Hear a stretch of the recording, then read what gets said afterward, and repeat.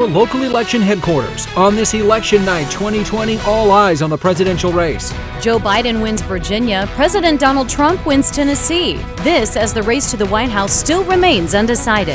A history-making night in Tennessee's 1st congressional district. It is worth putting yourself out there because now the journey begins, 1st District. Diana Harshbarger is now the 2nd woman to represent the district in Washington. Now to Tennessee's U.S. Senate race to replace Lamar Alexander.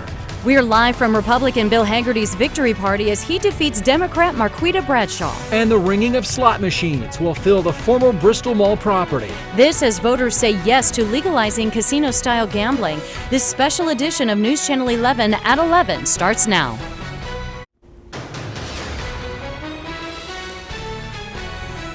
America decides, Tennessee decides, and Virginia decides. Good evening on this election night as we come on the air with the very latest results that are still coming in. Good evening, I'm Josh Smith. I'm Sarah Diamond. From the race to the White House to state and local races all across our region, we begin tonight in Washington where all eyes are on the White House. The latest results in the presidential election have President Donald Trump and former Vice President Joe Biden.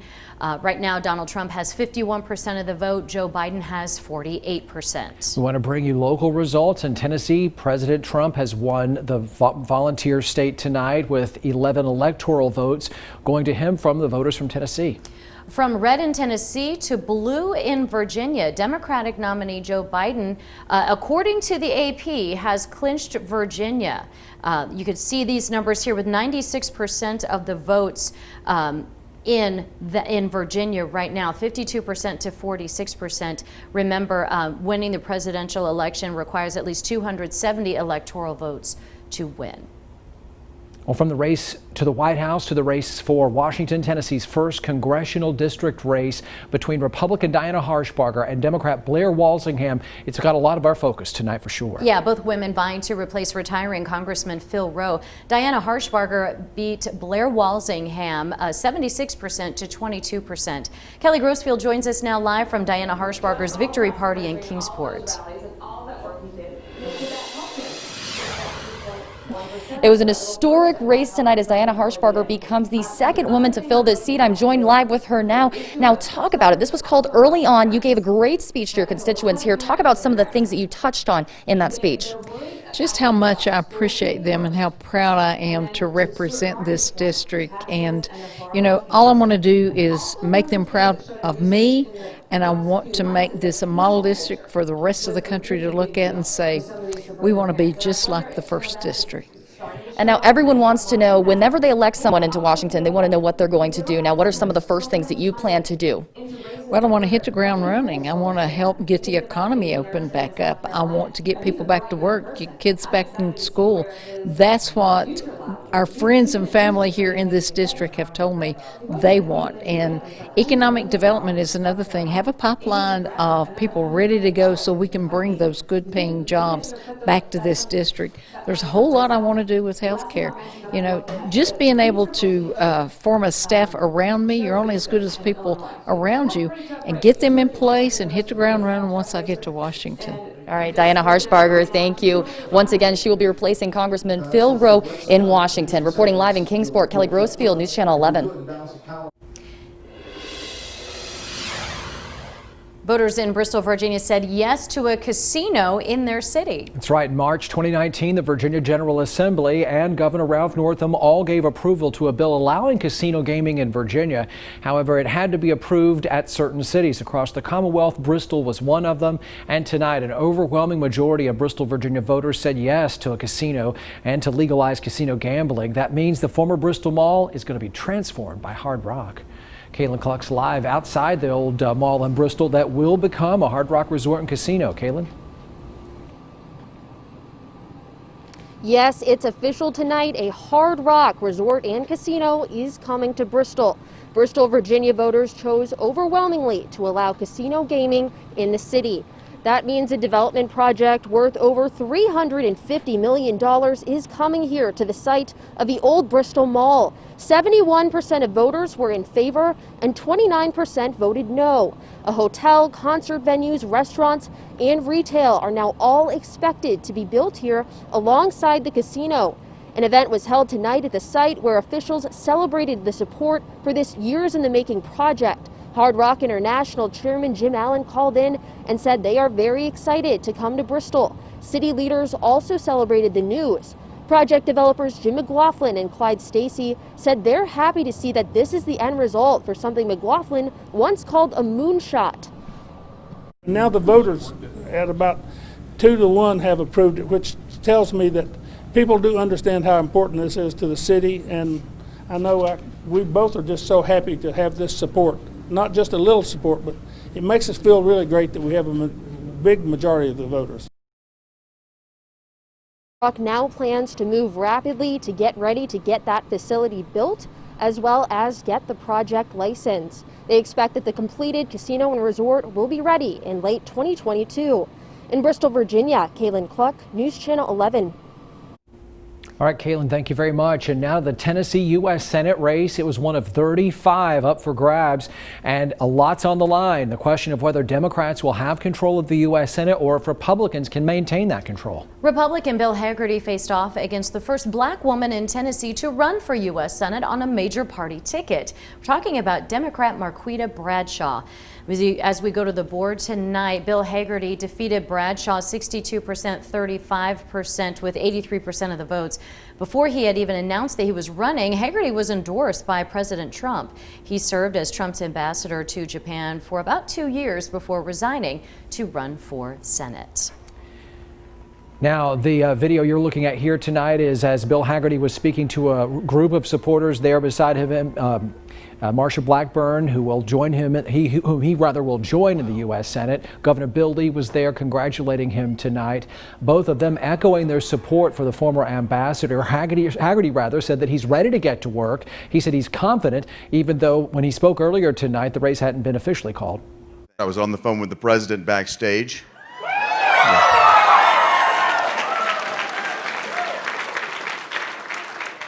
He is very happy with the results in Tennessee, I must say.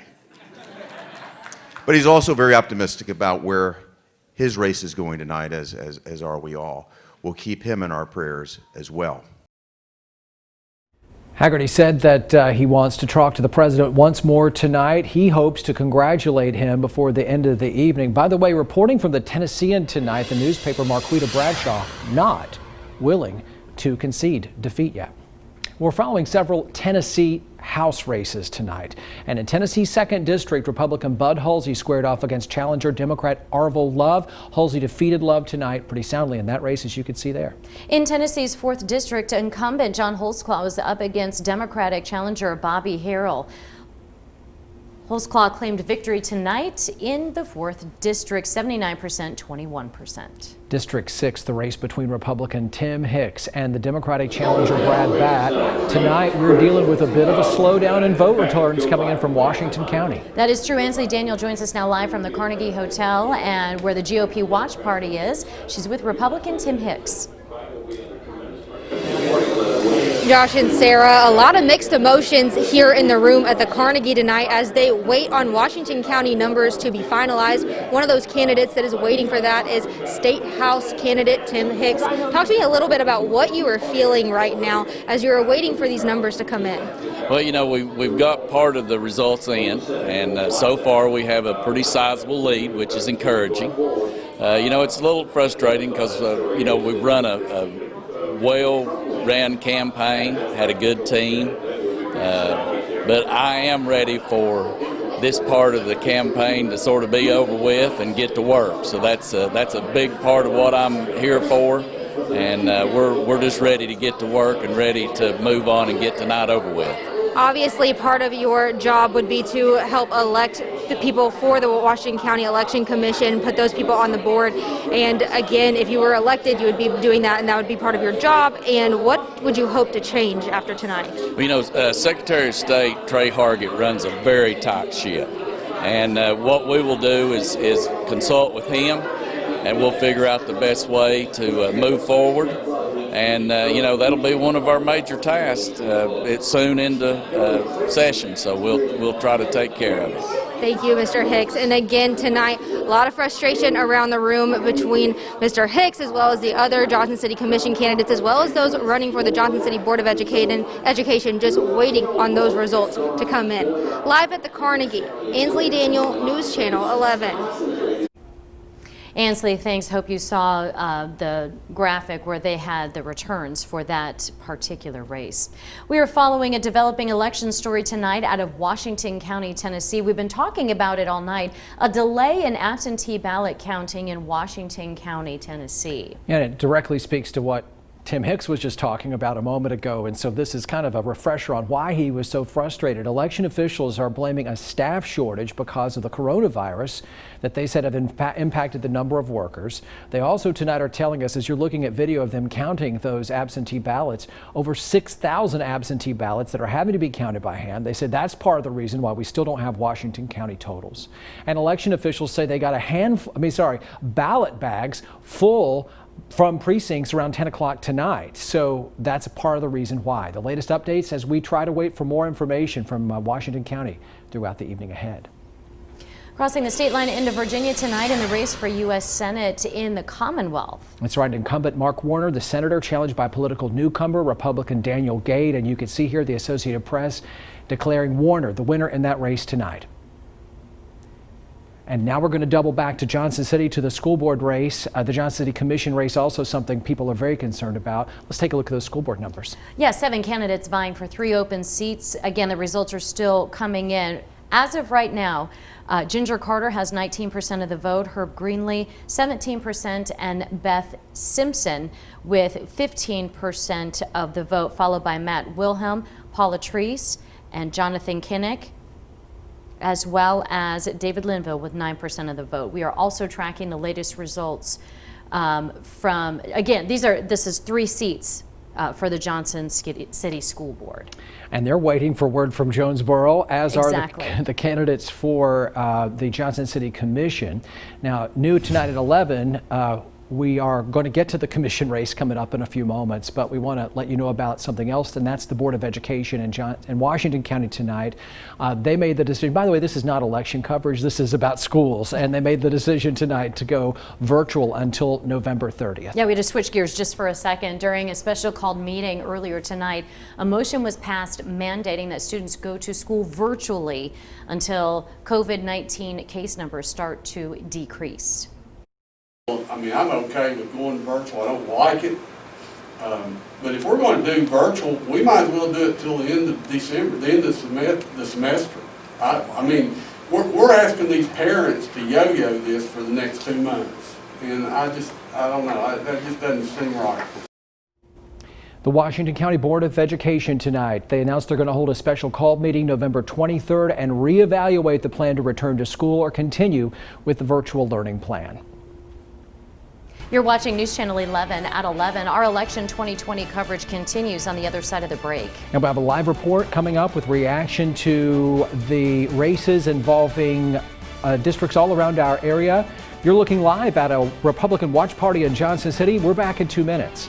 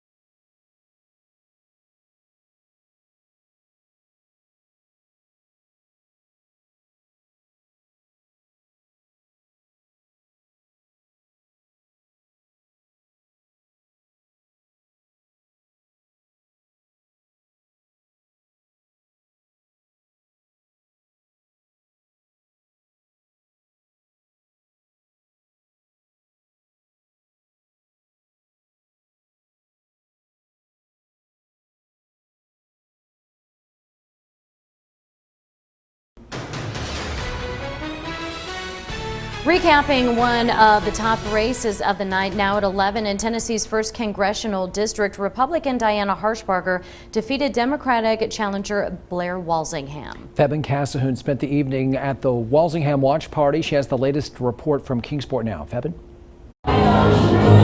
Tonight, what would be a somber room is still blooming with excitement. Now, early in the race, Blair Walsingham was one of 3 Democratic candidates and knew coming this far would not be easy. But for her, she says the main focus was to bring the community together to work towards a new future. She says for her campaign, it's still watching the numbers, so she has not yet conceded.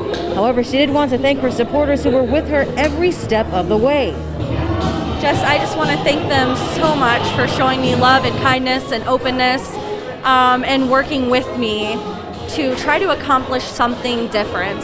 And I'm just so thankful for everything that they've done to really just come together. So what's next for Walsingham? She said it's too soon to tell, but she says she will remain working to make Tennessee a better place to live. Now the winner of tonight's race will become only the 2nd woman in history to hold the 1st district congressional seat in Tennessee. In Kingsport, Febin Cassahoon, News Channel 11. Voters in Johnson City are deciding who would fill 3 open seats on Johnson City's commission. And like those other races we mentioned in Washington County tonight, the wait continues for results from Jonesboro at the election headquarters. 8 candidates were on the ballot to fill 3 seats, and with a lot of precincts still not reported, here's what we have right now. Todd Fowler in the lead, followed by Joe Wise, and those are the 2 incumbents. In 3rd place on the list at this point early in the game of vote counting, Aaron Murphy. Debbie McClaskey has 13% of the vote, followed by Turney Williams and Jeff Clark.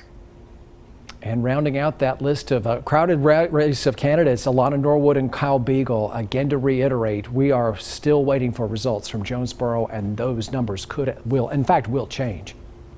We are continuing to follow the latest from tonight's GOP watch party. A lot of folks there watching for the results from Yes. Jonesboro. Ansley Daniel now looks to be with retiring Congressman Phil Rowe. Ansley?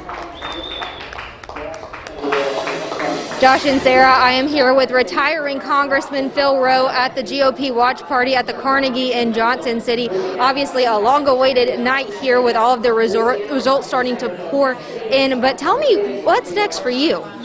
Well, what's next for me? Well, a long night, number one. And this is like deja vu all over again. We had this, I'll never forget the interview you guys did with me at 7:15, 4 years ago this night. And you asked me about the election, about how I thought it was going to end up. And it's shaping up very similar to what happened 4 years ago. So we may be until tomorrow in the future to find out what happens, but it's looking like better for President Trump than it did earlier in the night. And earlier you mentioned that if President Trump wins, there could be something next for you with his administration. Can you talk a little bit about that? Well, I won't say anything about it. If President Trump does win, the White House has asked me to serve it's more of a volunteer capacity, but I'll probably do that. It has to do with our veterans too, so everyone here knows where my heart is, and I've got one veteran board I'm going to serve on, volunteer board I'm going to serve on, and I'll tell you, I look at these catastrophically injured veterans, and I'm a veteran, and I got home with my arms, my legs, no harm, no foul for me. And so many of these young people, men and women, get home with catastrophic injuries, and I really can't do enough for them because of what they've done to keep us safe. Thank you so much, Congressman Rowe. And again, here at the Carnegie, everyone waiting for these results to come in. Live in Johnson City, Ansley Daniel, News Channel 11. Mark, heading straight to you.